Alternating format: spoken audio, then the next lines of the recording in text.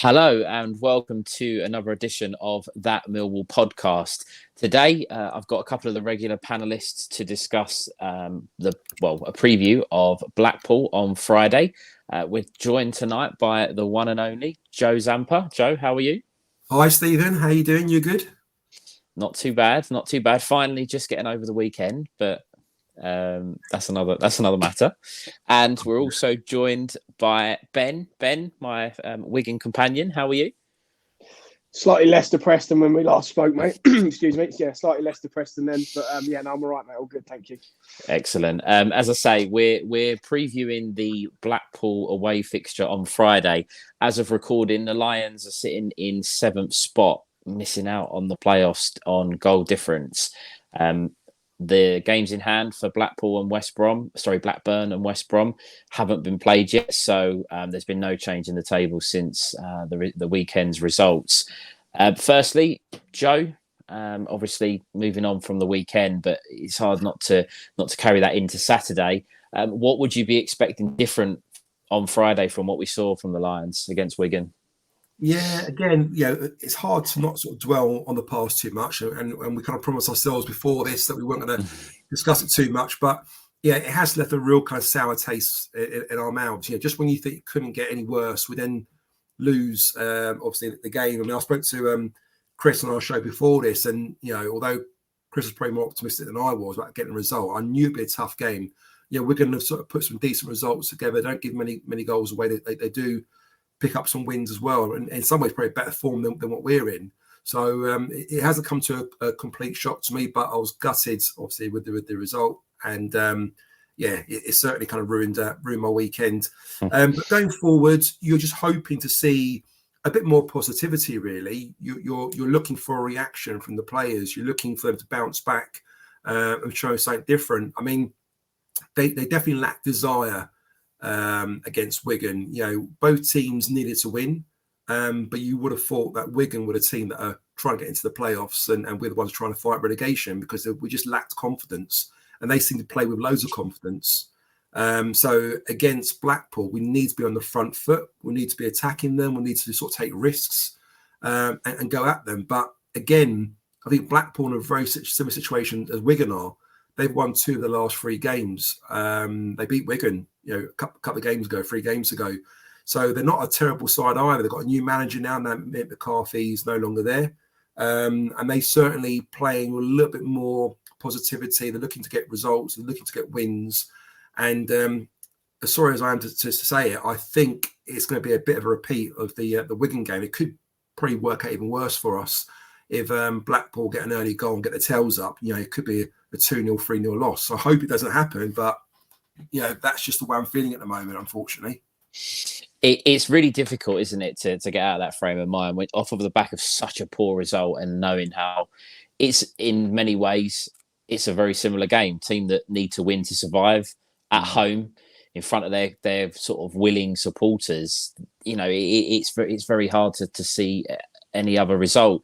Ben, obviously, Joe touched on there that the Blackpool have won 2 of their last 3 points from safety. And I believe the way that the fixtures work out, that Huddersfield don't play their game in hand until next week. So they'll go into the fixture 3 points from safety. It is going to be very similar to that Wigan game, isn't it? Well, look, if it is, we're in for a long afternoon, as Joe just said. But the way I'm looking at it is we can't be as bad as that because it was as bad as we've seen in recent weeks. I went into Wigan Saturday full of optimism, purely based on the performance against Birmingham. I know we obviously didn't get the result that we wanted, but I thought at least, again, if we created that many chances in that game, that we'd be all right. My issue now is it was such a bad result, and I touched upon it in our preview of the Wigan game and in our review of the Wigan game, that I just feel like mentally, I think for everyone, the club as a whole, it might have just knocked the stuffing out of us a little bit. I know Rowett wanted to see a reaction from the Birmingham game, and it was anything but. So, yeah, I'm with Joe on this one. I'm struggling to go into it with any confidence, to be honest. And as you know, mate, that's not been like me in recent weeks. I've been Mr. Positivity. So, yeah, I'm not looking forward to Friday night. basically, since you've turned positive, Millwall's performances have gone out the window. So we've got someone to we've got someone to blame.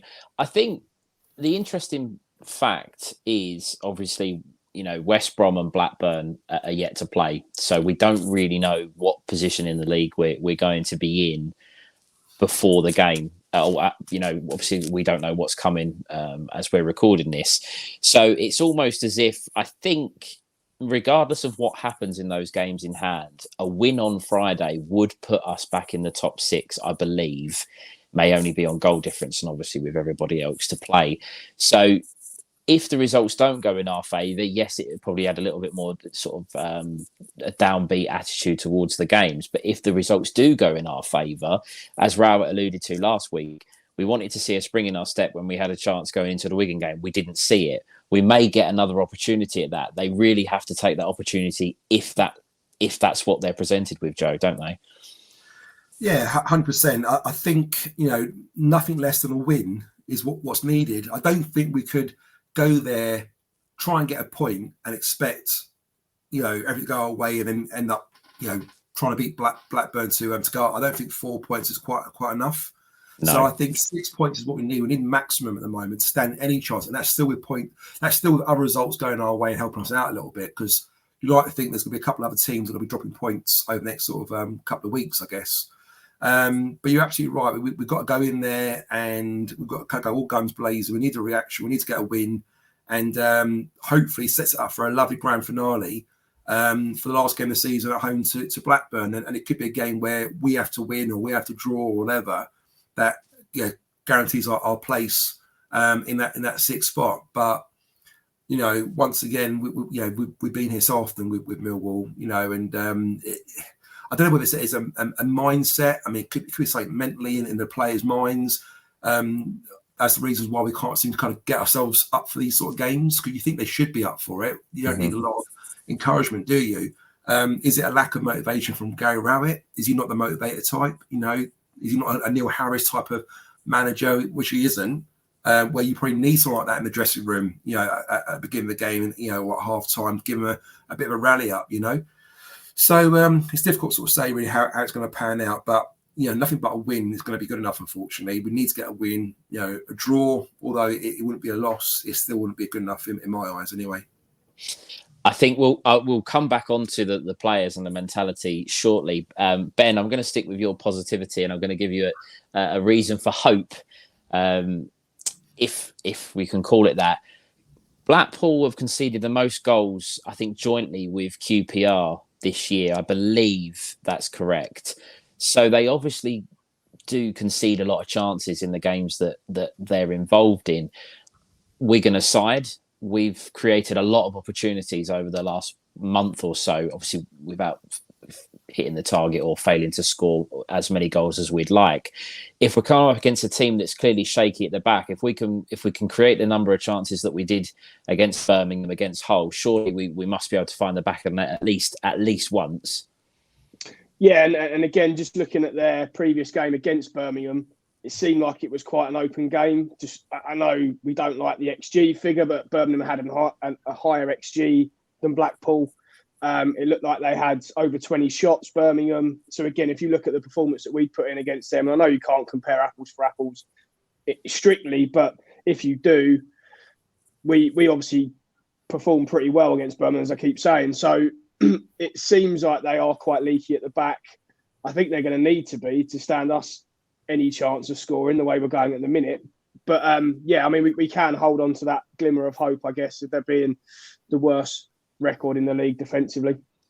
I think it's interesting just to come off the back of what Joe said earlier. Wigan are a side that don't concede many goals. It is a fact. And if they didn't have, I know they had a few points deducted, I believe. Not too many, but enough that's obviously put them in a bit more danger. Their defence didn't suit us really because they don't concede as many goals. We thought it might be a lot more open than what it actually was for us as an attacking sense. Whereas Blackpool, if they are a team that's open, if they are a team that perhaps leak chances, the fact that they have to come and win the game as well. They're at home. It's their last chance in front of their supporters to perhaps save their season. I know we might be repeating ourselves what we hoped for on Saturday, but perhaps this is the game that is the one to target for the opposition to be quite open at the back, Joe. Yeah, I mean, they tend to play a very similar formation as we do. I think it's a 4-2-3-1. And going back to your point about leaking goals, I mean, they have leaked goals early in the season, but again, with the new management, the new formation, whatever, new players that they've kind of put in by rotating players, they've certainly kept more clean sheets recently. I think their biggest loss in recent games was 2-0 against West Brom, which is not a bad thing, you know, especially with West Brom, with their firepower and how good they can be when they're on song. So yeah, I mean, like Ben said there, you know, maybe a goal might do it. I think we need more than a goal. I think that's our problem sometimes. We only score one goal, don't we? It's never quite enough. I think we need to sort of go in there and try and score a couple of goals. So I think we're a bit suspect at the back at the moment as well. Since Cresswell's injury and Hutchinson's come in, although Hutchinson's a great player, a great servant to our club, he seems to be lacking something these last sort of few games. I don't think he's been playing terribly, but I just think we had such a great chemistry with Cresswell playing at the back, and it kind of lifted everyone, and we all seem playing really well. We seem to sort of lose that little bit of spark in defence, so we are suspects of kind of conceding now a little bit. So, yeah, I just think, you know, yes, it could be more open. They play 4 at the back rather than sort of 5, which I think Wigan did, if I'm not mistaken. Yeah, they did. So that should allow us to probably create 1 or 2 more chances. But again, it depends how they play with their back 4. Yeah, if they're a very narrow back 4, you almost play against 4 centre backs. You know, if they don't want to push their full backs too high. However, they need to get a win. So you could argue the longer the game stays at 0-0, the more chances they're going to take and try and get forward, especially being the home team, which might suit us again to try and counter-attack. I guess the only thing I want to see there really is maybe a formation change. You look at other teams in this league, and a lot of teams tend to change formations every 2 or 3 games sometimes. And I think a lot of that is down to personnel that are available. It could be down to who they're playing against, whether it's a tough team, easy team, home and away. Whereas Rowett seems quite regimented. Like, you know, he's stuck with a 5-3-2 formation, and he might go 5-2-3. But since he's gone with the back 4, he's kept the same formation, the 4-2-3-1. And on occasions, if we're losing 1-0 on the 70th minute, he might chuck an extra forward, so it becomes a 4-2-4 or 4-3-3, where it might be. But I think he needs to start thinking about starting a new formation, because, again, I think we've become a little bit more found out ever since the Huddersfield game, when we played against Huddersfield, Warnock, and they had a game plan against us, didn't they? Set up very defensively. Fleming was kind of man-marked that game as well. It looked a little bit non-existent. And I think in the games leading up to now, against weaker teams, we see these weaker teams set up very, very similar in the sense that they're kind of marking Fleming out. They're keeping very defensive, get behind the ball, and they realise that Millwall can't break them down. It probably doesn't help with us lot on this podcast talking about how shit we are at breaking teams down, giving away our secrets here. But they're not stupid. Yeah, they're more on it clever than we are. Yeah, they got you know, people out there scouting and watching us play. I'm sure they've worked out themselves. They probably really realise, you know what, if you sit back, they can't break us down. They don't have to do it. The only issue with that, Joe, is I'd say, whilst I totally agree, I think we need a change, and a change of formation is probably the obvious answer. Do we have the personnel to be able to do that now? Because if we go to a 3 or 5 at the back, we haven't got another centre half to be looking at. George Evans coming in, who's barely kicked a ball all year.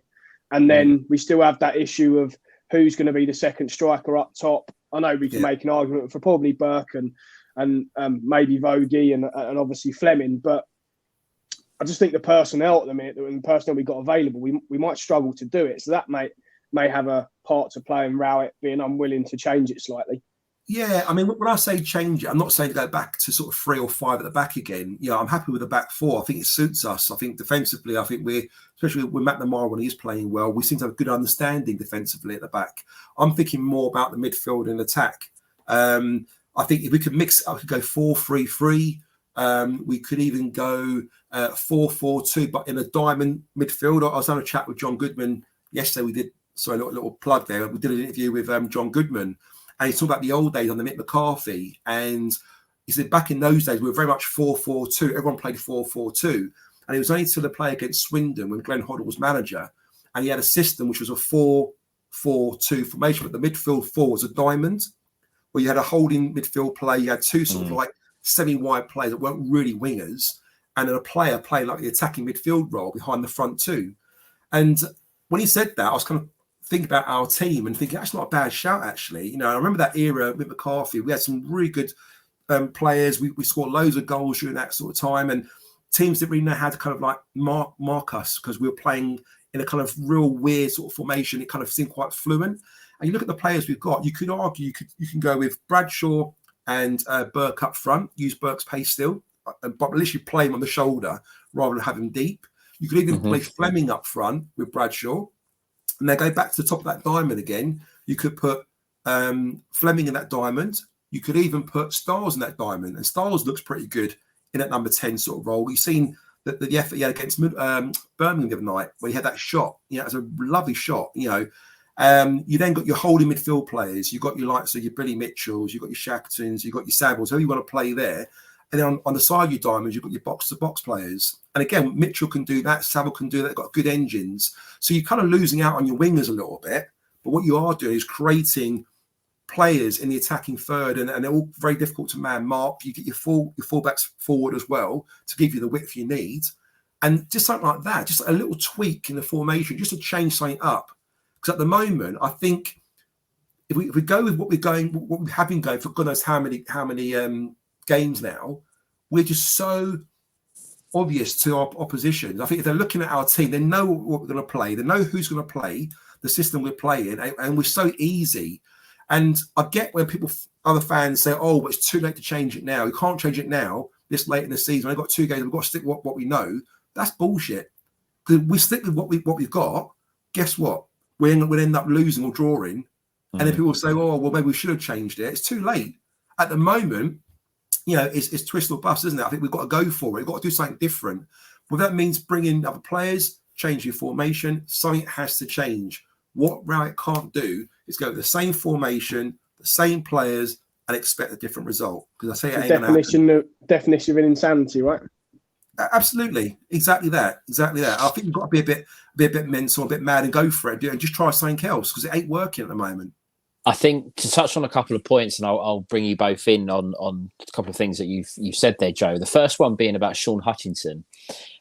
Obviously, club captain. I love Hutchinson. I think he's been a superb servant to Millwall Football Club since he's joined us. Obviously, come in with a lot of injury problems, let go from Fulham, and built his way up to club captain. But there is a significant drop-off over the last couple of weeks with him in the side. Well, perhaps more Cresswell being out of the team. One thing I've noticed, and it drives me mad, and Ben probably heard me ranting about it on Saturday at the game, Long picks the ball up, and the point of Long being in goal is that he's good with the ball at his feet, and he passes it out to one of the two centre-backs, and it goes out wide, or you give it to the centre midfielders. But Cooper and Hutchinson are not comfortable enough on the ball to be able to do that. And they sort of look at each other and go, you do it. No, you do it. No, you do it. And then it ends up with, we get, the opposition go, well, hold on a minute. Neither of them really want the ball here. Let's put some pressure on. It gets lumped up the top and we lose the ball. Now, I don't think Rowett set us up to play the long ball on Saturday. I really don't think so. But because the two of them have got no confidence in their footballing ability, that's all they've got. Going into the Blackpool game, if they pick up on that, they need to win the game. They are going to press and press and press from the front because they know that that's an area that we're struggling in. Would you abandon that kind of play just as in a one-off game where you know that, our centre-halves are uncomfortable? I'll come back to you, Joe. Would you abandon that style of play because of the centre-halves? Well, again, I mean, the reason why he bought George Long, like you say, is because he's good with his feet, he's good with his distribution. But you're absolutely right. With Hutch and Cooper at the back, you've got two players that are not ball-playing defenders. They're non-ball-playing defenders, aren't they? They're kind of, they want to get the ball, hit it long. But we don't have the target man or the forwards up front we used to in the old days with Morrison or whatever to hit the long ball too.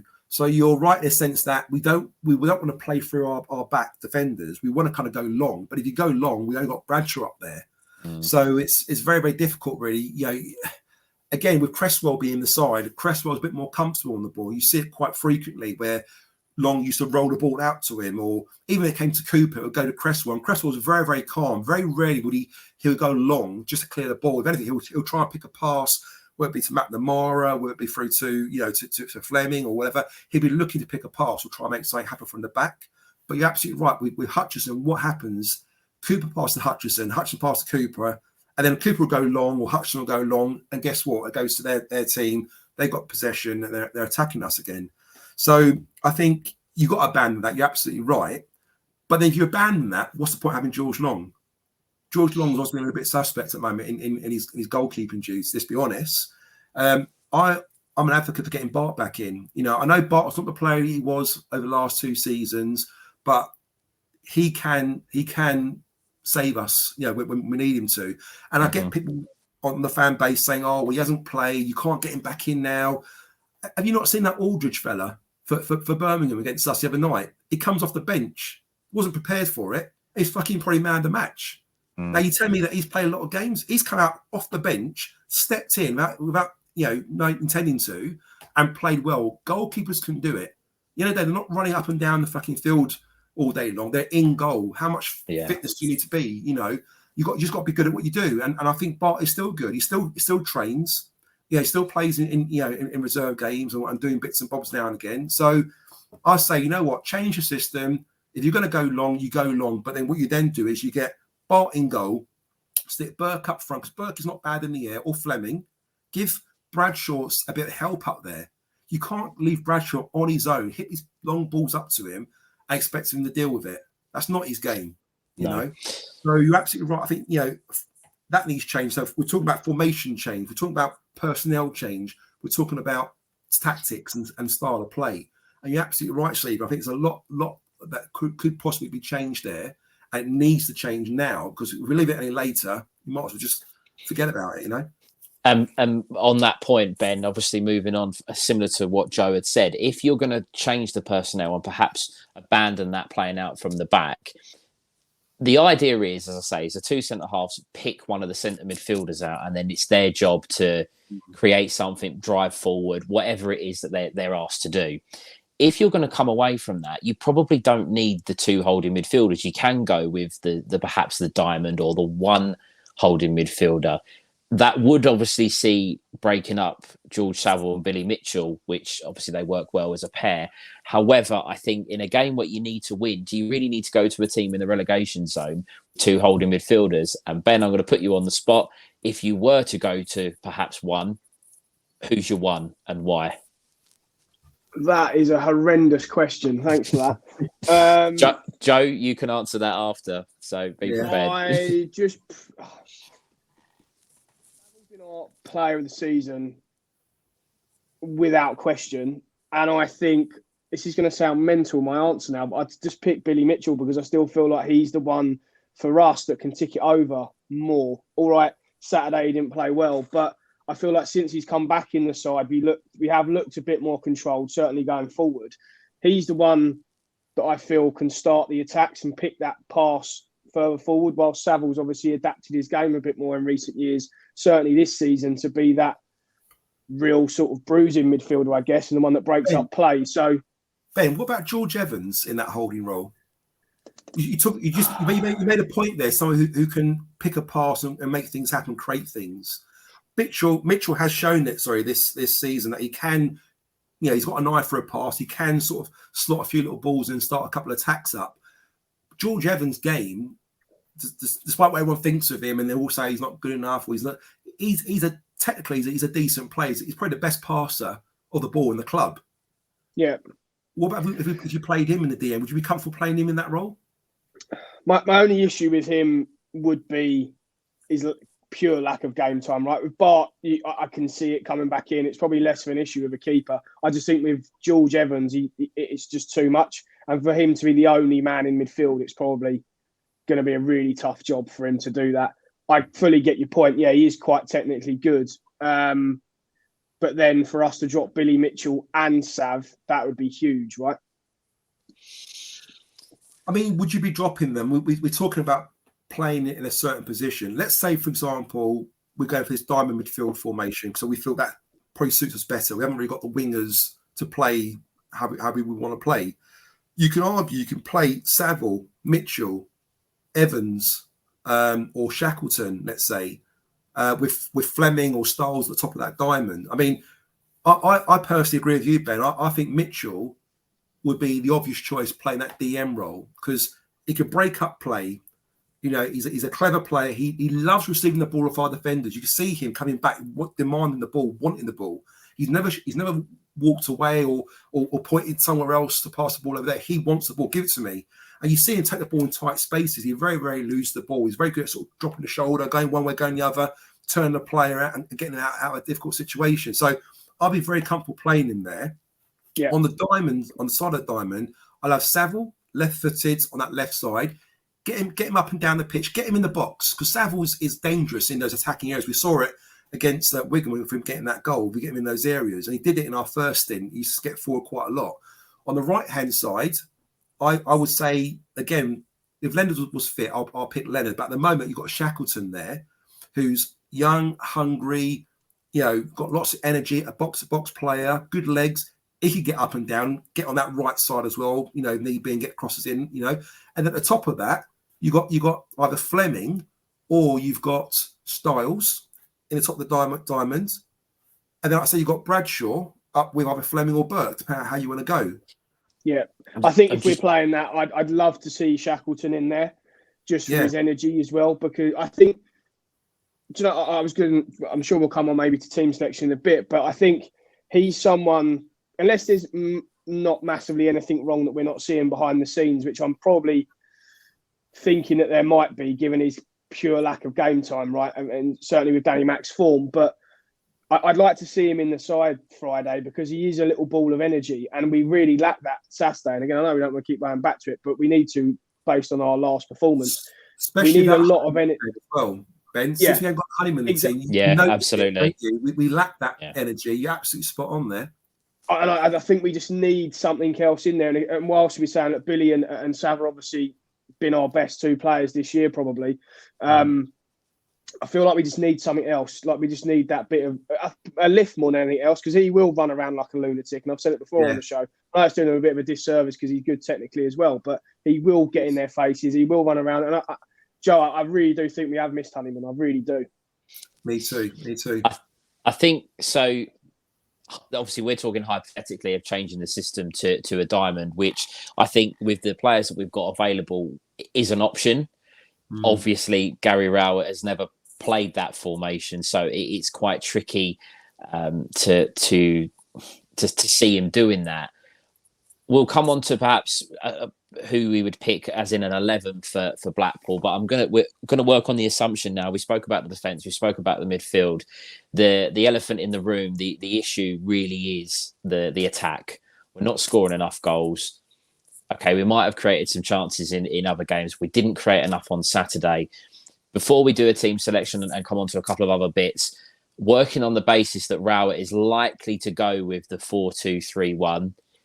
Who are your two wide players? Who's your attacking midfielder? I'm not going to ask who your striker is because I think we all know that Tom Bradshaw, he's the only one really. He is going to be. Where do you see, and it's a very difficult question, guys, and I'll come to Joe first this time. Where do you see from a left-sided player, an attacking midfielder, and a right-sided player, where do you see a goal coming from? So again, we touched on Fleming earlier, not quite sort of come up with the goods in the last sort of few games. And again, that could be down to the player slightly. That could be lack of confidence. That could be just him being man-marked a bit more now from other teams. I'm not convinced with Bradshaw. I mean, Bradshaw, love him. He works his nuts off. He works tirelessly for the team. You put a ball in that 6-yard box, you know, okay, he was unlucky with Burke's cross the other game against Wigan, but he usually is on the end of it. He knows how to get his position right, to get in those goal scoring chances. The trouble is we don't play that way often enough. We don't create enough of those clear cut 6-yard balls in 6-yard box, for him to score these goals. So in some ways, he's kind of wasted. He's playing in a position that he's not really his strength, let's be honest. I'll be inclined, and that sounds a bit crazy what I'm going to say here, is to drop Bradshaw, put Fleming up front as a target man, because Fleming is strong. He can hold the ball up. He's good in the air. He's got an eye for a goal. I mean, you saw the chance against Wigan where he was quite unlucky, actually. He got the ball, dropped the shoulder, outstrengthened the defender, turned him and got a left foot shot.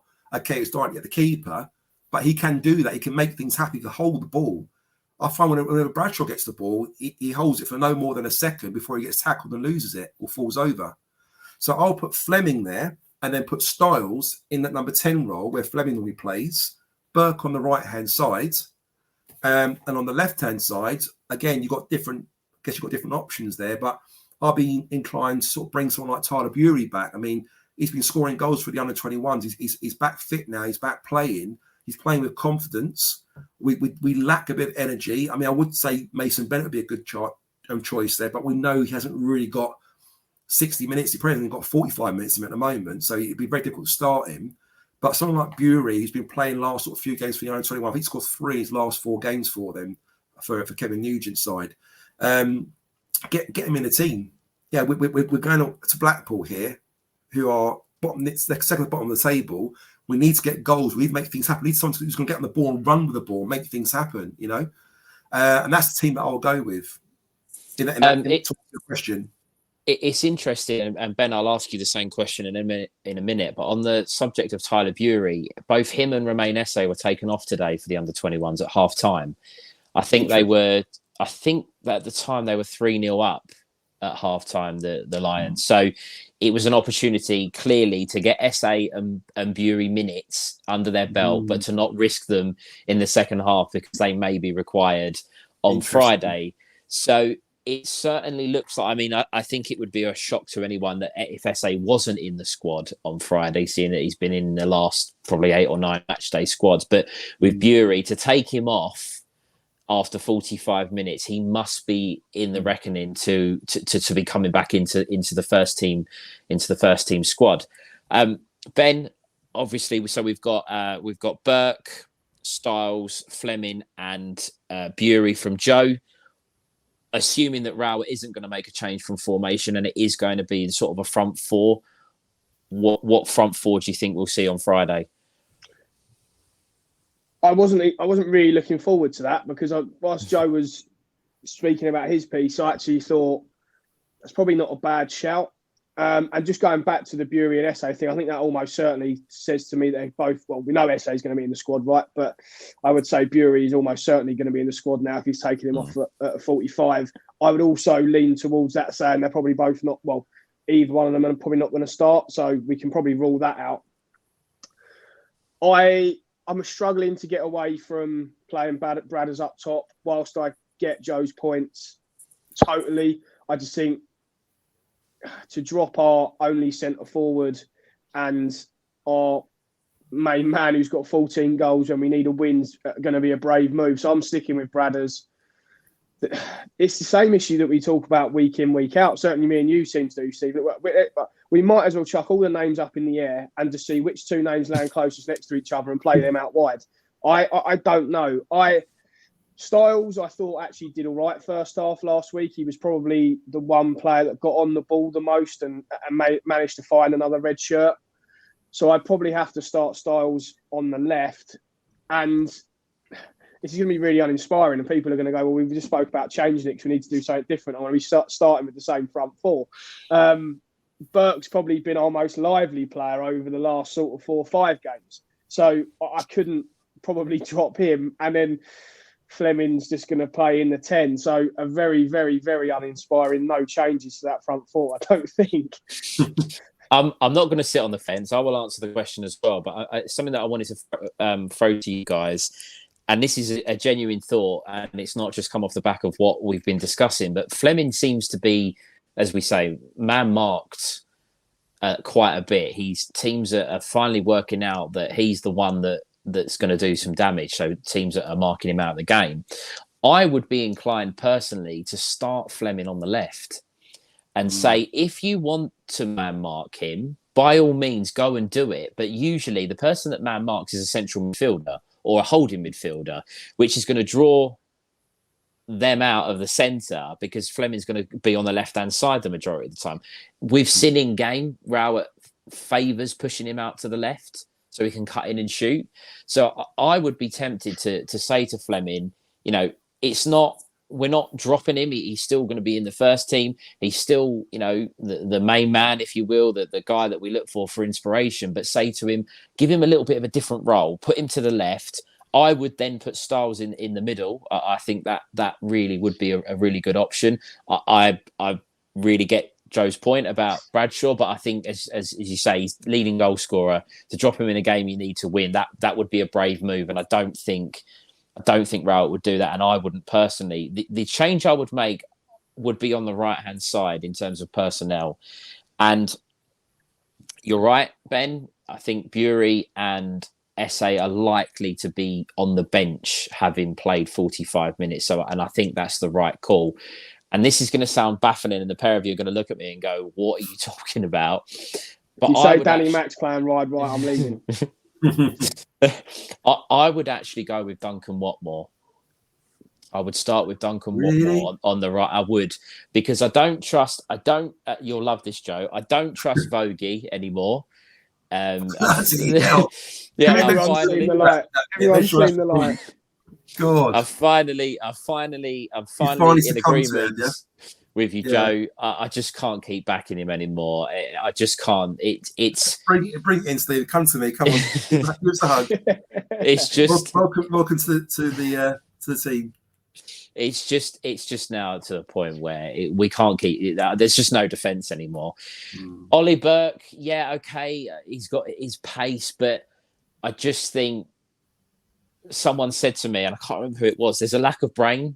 There's a lack of brain there. He doesn't fill you with confidence. I might be sort of paraphrasing Benny. He doesn't fill you with confidence. He's never going to be able to actually do anything with the ball at his feet. He needs to be running onto it, not thinking about it, and just hit it. That seems to be, and you can't really rely on that. Which then it only leaves Duncan Watmore, and it might seem that I'm picking him because he's the last man standing type. You are picking him because of that, mate. it might well be, but I can't get out of my head that in January the Middlesbrough supporters were genuinely disappointed to see him go. He'd scored 5 goals for Borough in between August and December. Obviously, had the World Cup break. He isn't a starter. We all know that. So he scored 5 goals for them. So he must have had something about him, and we haven't seen the best of him in a Millwall shirt. Maybe it's us, Stephen. Maybe you're right. Maybe, he's certain Middlesbrough play an attacking type of football. They get forward, they get players and bodies in the box. We don't do that, do we? And maybe that's a disadvantage for Watmore. Maybe he is got the potential to do really, really well, but we're probably not utilising him well enough, are we? No, and again, it is perhaps he's the last man standing, but he's also someone that clearly can perhaps influence a game for 60 minutes while he's on the pitch, and then you've got the option of Bury on the bench, Burke on the bench, that real express pace, or SA if you need to. But I think for me that the big thing is we need to find a way in these last 2 games, obviously starting at Blackpool, we need to find a way of getting Zian Fleming involved in the game and influencing a game of football, because we all know when he's got a little bit of time on the ball, the cross for Bradshaw's goal against Preston was superb. It was absolutely superb. Side, wasn't it, yes, well? It was, cutting in on the right. Other times in the season, I mean, he played a ball through Vogie in the Birmingham game over the top, which no other footballer, I know we spoke about George Evans earlier, but none of our attacking players could play that pass inch perfect. It was just, obviously, Vogie on the end couldn't capitalise. But we need to find a way of getting him involved. And if teams are going to man mark him, put him out wide, put him on the fullback and really test. He's not the quickest, we know, but he can beat players because technically he's very, very good. And I just think we need to find a way of getting the best out of Fleming. And I think putting him to the left-hand side would be quite a strong statement to say, right, okay, we are going to keep him out there, but we're going to try something a little bit different and give the opposition and make them think, hold on a minute, Fleming's not in the middle. What's going on here? We're changing it a little bit.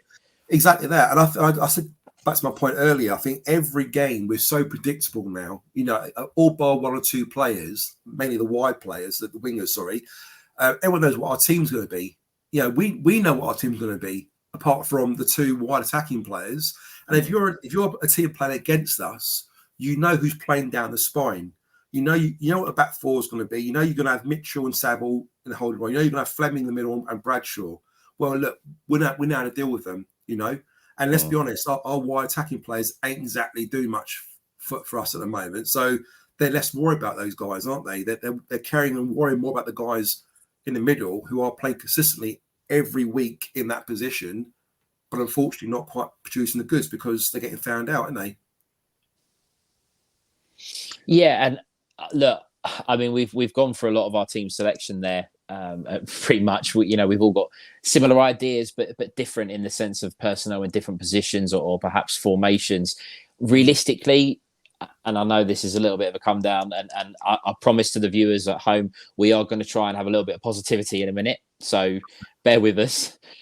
Do we really see Rowett changing the formation or making perhaps the 2-3 changes in personnel that we've kind of called for, including the goalkeeper? Do we really see that? I should be. Sorry, Joe, you go. You go, mate. Go on. I think that was part of my team selection because I just can't see him straying away from it, and I think that's what I've got in my head. And I know it was my team selection, so I probably should have, but I would be amazed if we changed to a formation that we perhaps haven't played before. I'd be shocked if we. I just can't see him doing it. I can't. I know we need to. We're at the point now where nothing has worked quite catastrophically in the last few weeks. We need to make some changes. I just don't see him doing it personally. I can't see him, as I say, playing a formation that we perhaps haven't played before. There needs to have been something that's happened this week for him to go, I'm going to change 4 or 5 players. Do we even have the ability to do that? Possibly, and that's only going to be in the front 4, right? So then when we look at it, I think just Bradders and Fleming are almost certainly going to start just because of the nature of them being top goal scorers, and rightly so. So then really, what are we actually going to change? Probably only the 2 wide men. We haven't got the ability to, unless you move Styles to left back, which I don't think he will, because I think he'll want to start him further forward because he was probably our only good player, as I mentioned, Saturday in the first half. I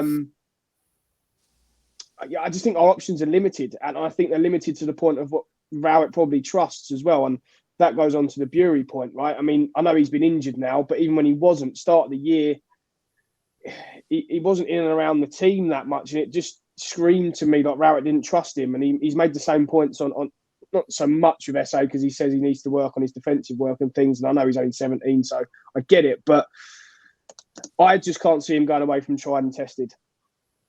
Joe? I think he should.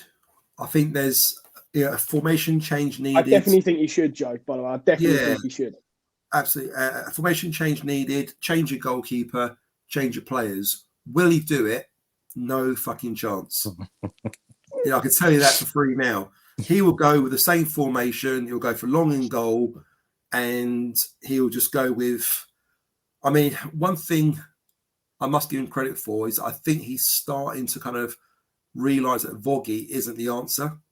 So the last sort of few games, he's kind of kept him on the bench. It just amazes me when he brings him on, though. Sometimes I think, so what the fuck are you hoping for? Like, it's handy he's just got his year extension then, isn't it? Oh, God.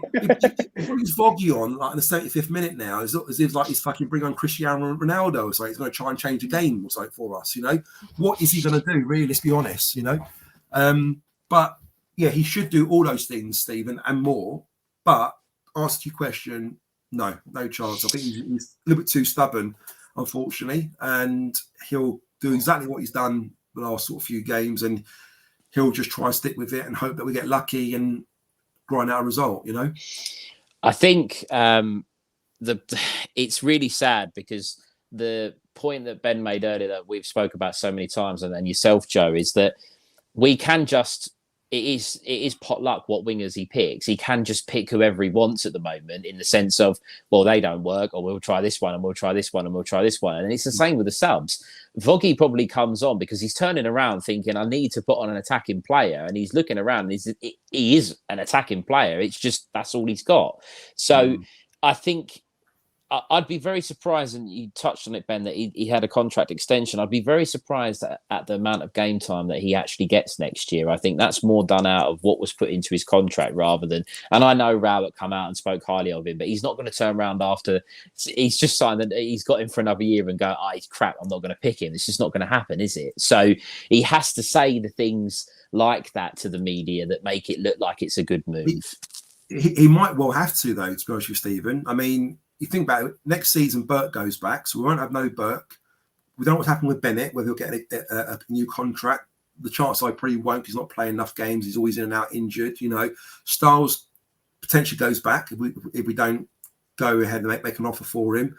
We're going to be very, very light on players, especially on attacking players at the moment. So unless something massively happens over the summer, we bring loads of attacking players. He may feature quite a bit again next season, sadly. The only thing I would say to that is that the squad that was built in the last transfer window was for a 5-back.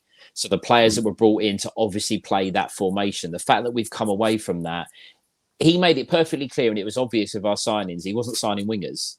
No. He wasn't interested in having a winger whatsoever. So I think this transfer window, that might be a little bit different. We all know we need a striker, and we could probably do another hour on our transfer policy, but we all know that. But I think if you're not going to play the 5 at the back, which he clearly won't go back to, he will look to sign wingers. Bringing it back to before we start talking about the transfer window, we've still got a couple of games left.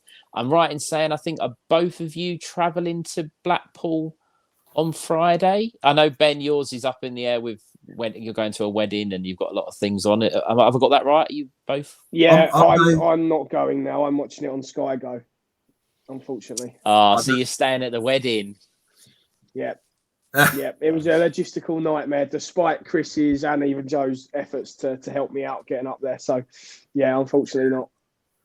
Joe, still braving it? Well, me and Chris, we're going to go up there. I'll be honest with you, if I could turn the clocks back, I probably not have bought a ticket and I fucked it off and not bother go up there, to be honest with you. But there's a part of me, a small part of me that says, you know what, go up there, give what you can, sing your heart out, shout, chant, do what you can and help the boys, because you never know, we could grind something out there. I think they probably need us more than ever now to make that journey up there. And it seems like a bit of a liberty me saying that, because I feel sorry for you guys to travel up there to Wigan to watch that shower of shit and then have to travel back home again, and do the journey and the hours and whatnot and the money. To then ask you guys to do it again. I didn't do the Wigan game, but for you guys to do that again for Blackpool is a massive ask.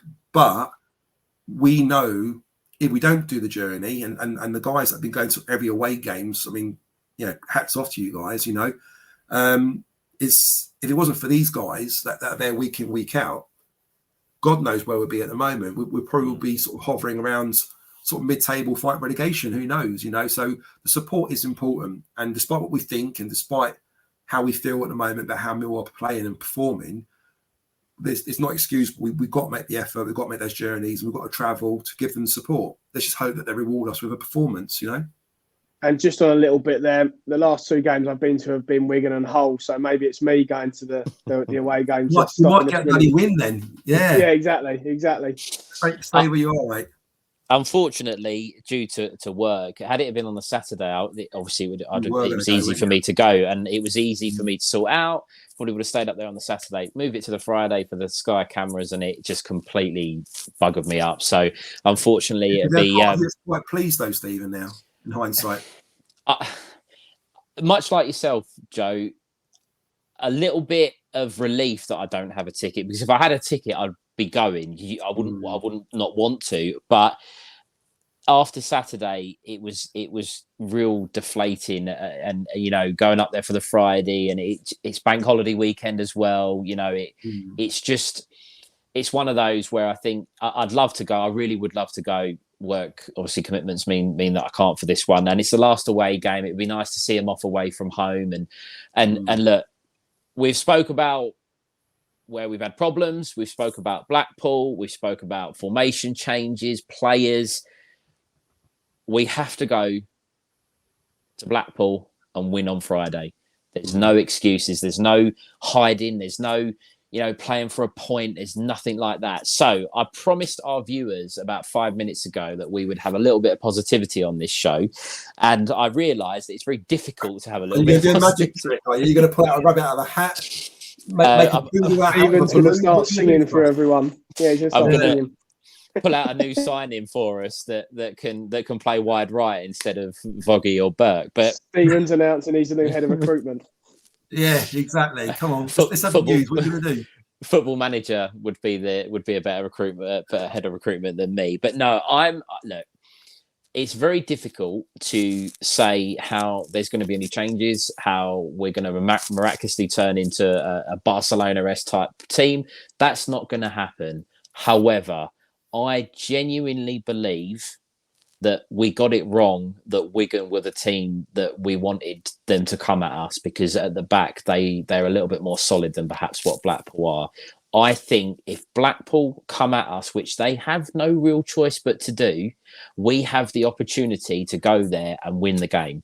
And I know it's stupid because we should have the opportunity to win every game. But in our circumstances at the moment, we need a team to come at us, and we need to have an opportunity to counter back at them. And I think we're going to get that on Friday. So I'm going to start off with a positive prediction of a 2-0 Millwall win.